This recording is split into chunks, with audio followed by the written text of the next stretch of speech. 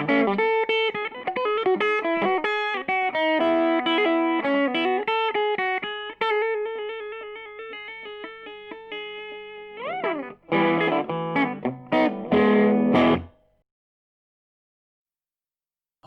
Dr. Alex here, and welcome to one of my very occasional technical videos where I'm talking about some computer-related issues which are more generally related to my video production challenges and how to overcome them.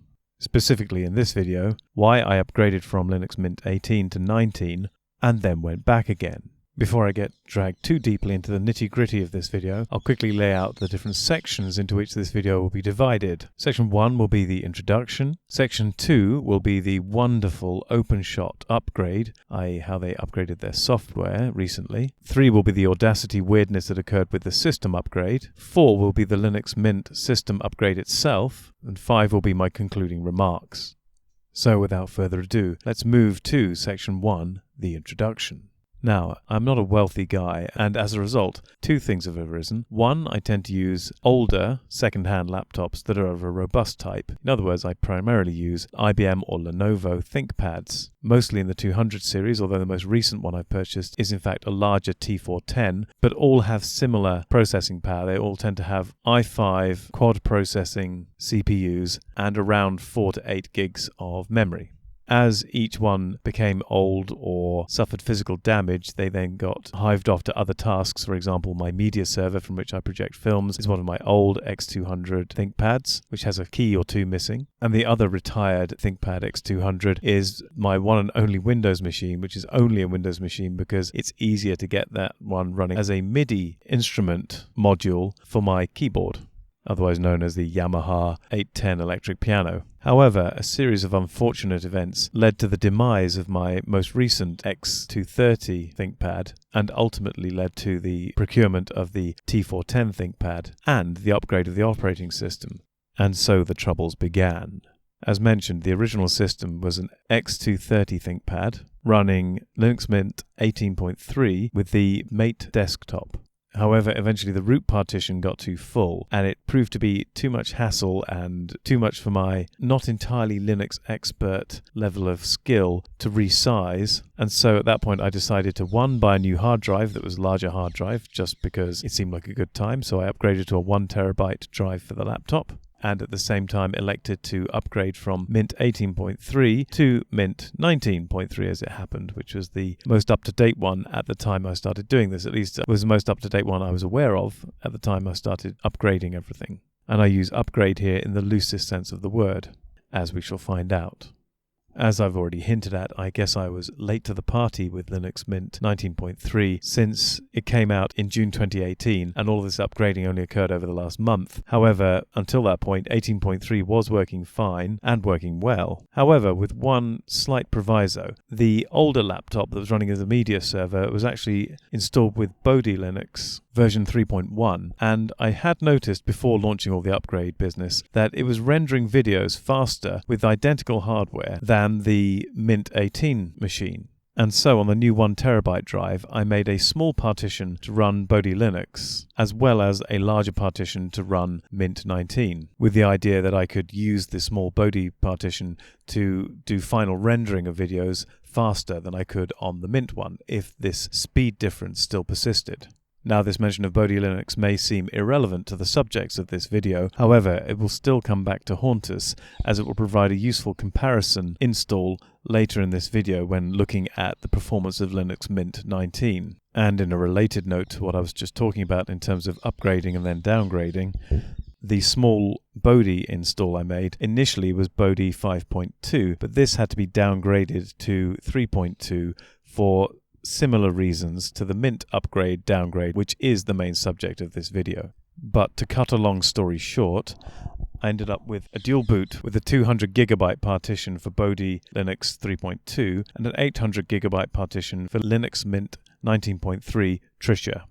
As a further side note which is relevant to what's about to come up, and continuing the theme of me being late to the party, I also encountered OpenShot 2.4 for the first time, and I will be talking about that in this video. However, it already has been superseded by OpenShot 2.5, although everything about version 2.5 looks exactly the same as 2.4, so I will be talking about 2.4, but everything seems to be relevant to the latest version. Indeed, this video is as much a journey through OpenShot as it is a journey through Linux, and I may well release this video twice, one with the title involving Linux Mint and one with the title involving OpenShot itself.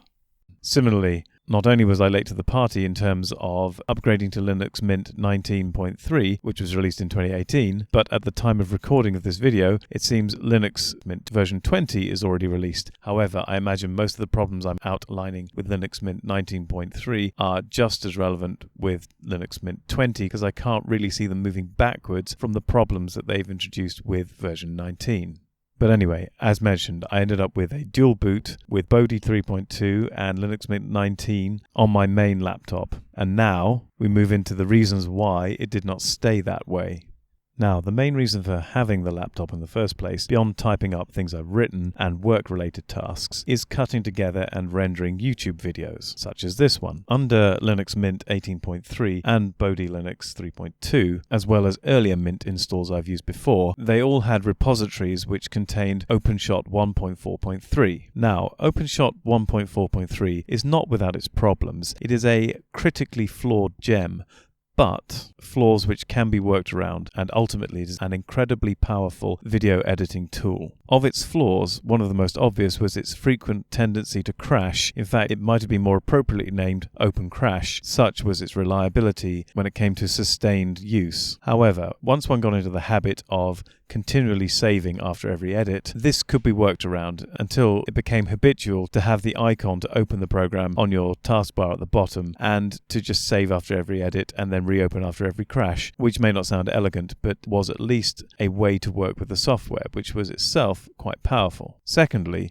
if you made a large number of cuts to a long video, the software did slow down with time, to the point where you'd have to wait 20 or 30 seconds between cuts or edits before you could move on to the next edit. Now this again is problematic, but you can get around it by cutting through to about halfway through your video, rendering that video, and then continuing your cuts with the new video, which would then go back to being editable at a high speed. Again, workarounds, inelegant, but functional, because the software, again, was incredibly easy to use, well laid out, and most importantly, very feature heavy. And by features, I mean useful editing features for videos. There were many very useful effects, a very fine level of control when it comes to cutting and manipulating sections of the video, and these features combined could lead to very subtle effects that could greatly increase the quality of the video, even though it's an open source program. And that's one of the reasons I'm using both Linux and OpenShot, because I use a lot of open source, because again, I'm a man of meager means, and open source is of course free, at least until you make a contribution, that is. Anyway, enter Linux Mint 19.3 with OpenShot 2.4. Well, it looks pretty.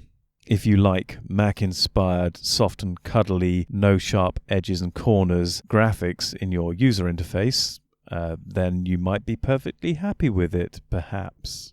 Particularly if you find a wide range of functionality scary and overwhelming. To rather unconventionally start with the summary, OpenShot 2.4 is a pile of poo.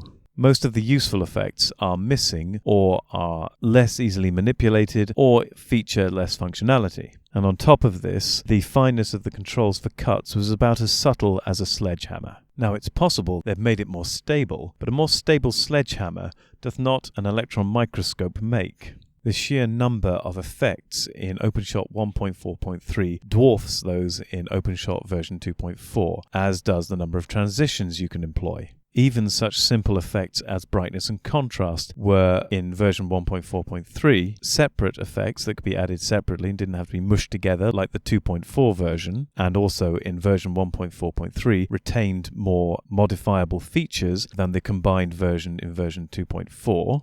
And then we come to the replace clip function, which in OpenShot 1.4.3, if you've got any clip within the video you're editing that you want to change for another clip, you can simply right-click on it and opt for replace and select a new file. That is how it operates on OpenShot 1.4.3. Here's how it operates in OpenShot 2.4.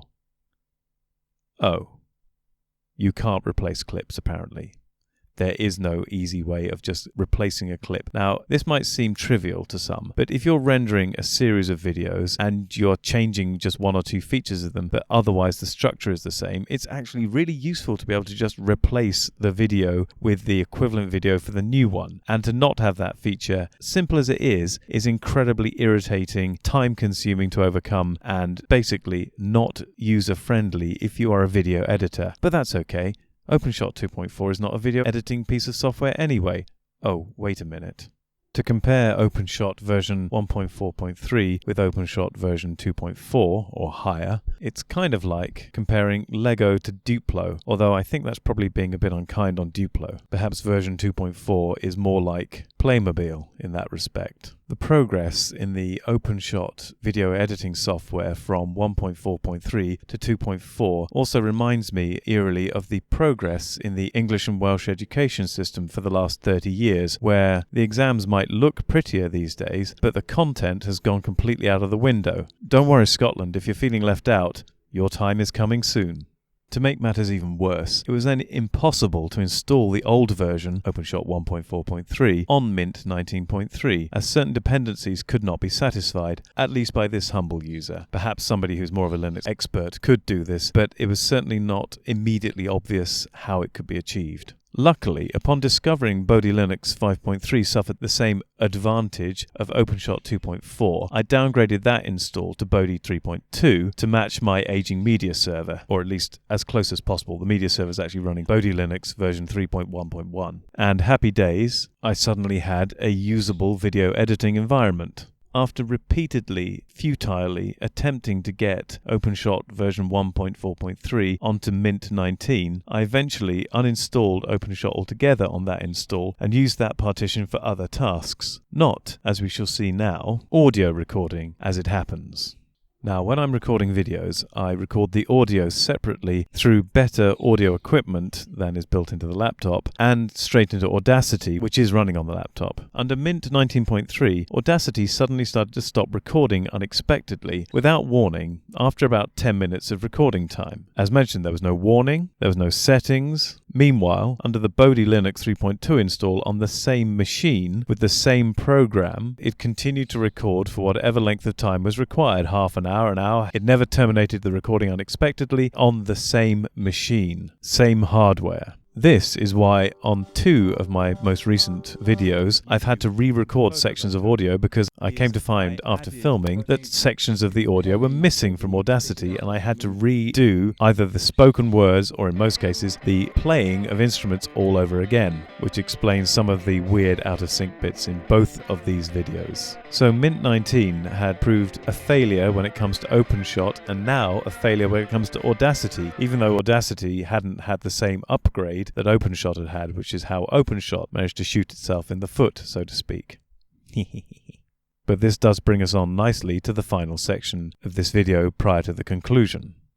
Ah well, at least if the Linux Mint 19 partition had failed when it came to recording video and had subsequently failed when it came to recording audio, at least the system itself seemed pretty fast and stable. In my upgrade to version 19, I'd also changed from the Mate desktop environment to the XFCE lightweight desktop environment to further speed up the performance of the operating system on this laptop. And at first this seemed successful. However, as time went on, and not much time by any means, it began to get stuttery and slow. Everything was kept up to date. The majority of the 800 gigabyte partition was still empty, and therefore it wasn't as if the hard drive was suddenly getting clogged up. But this stuttery, laggy behavior was the final straw. At this point, I reinstalled Mint 18.3. So in our Hobbit-like journey, we've got to the and back again section. Although this time I did elect to install Mint 18.3 with the lightweight XFCE desktop, rather than the Mate one I had previously installed. Happy days! Back to fast, modern, stable. Audacity works normally. Tick. OpenShot installed from Software Manager 1.4.3. Tick.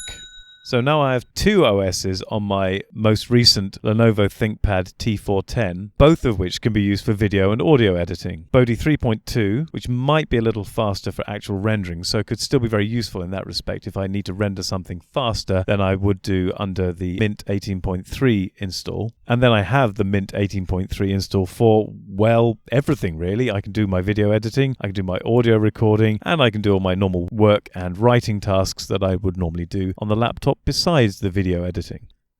So, to return to my summary again, if you want to do video and audio editing and recording under Linux Mint, do not go to version 19. Avoid Linux versions which now ship with OpenShot 2.4 or anything other than 1.4.3. For example, Bodhi Linux 5.3 has this problem. Stick to stable functional OSs and software and avoid Mint 19 or higher, I suspect, with OpenShot 2.4 or higher, I suspect, like the plague.